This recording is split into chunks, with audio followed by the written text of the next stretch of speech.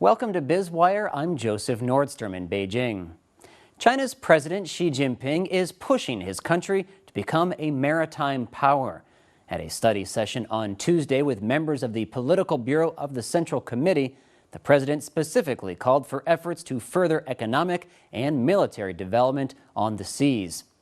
Xi Jinping said China must safeguard its maritime rights and interests and initiate plans to do so.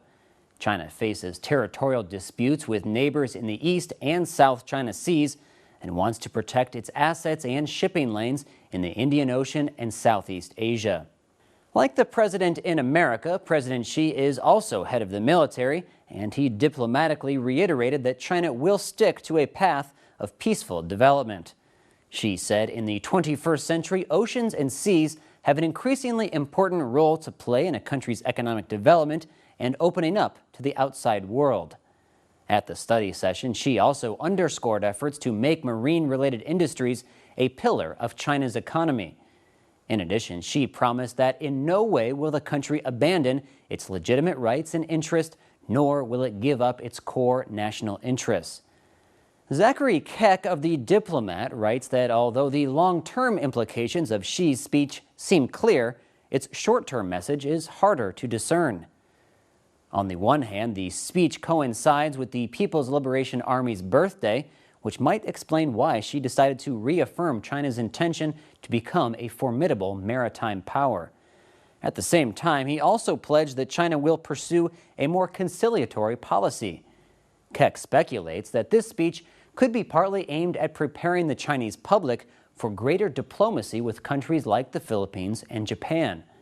Tensions certainly seem to be at a dangerous point, and the bad blood felt especially in China towards Japan has the potential to boil over to claim territory the Chinese believe to be theirs.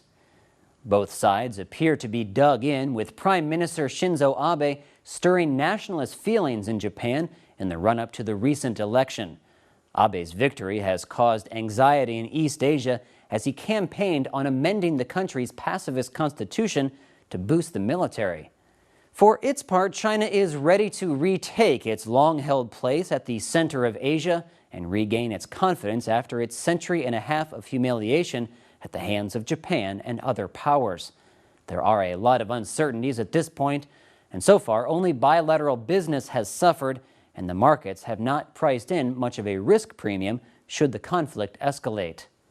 Japan's top career diplomat met China's foreign minister on Tuesday in the latest bid to ease strains between Asia's two biggest economies over their bitter territorial row in the East China Sea.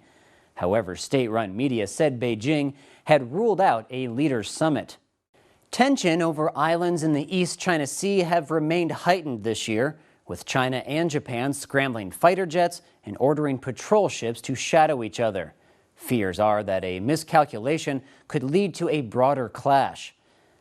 The Philippines and Vietnam have also accused Beijing of becoming more aggressive in their disputes with China in the strategically located and energy-rich South China Sea.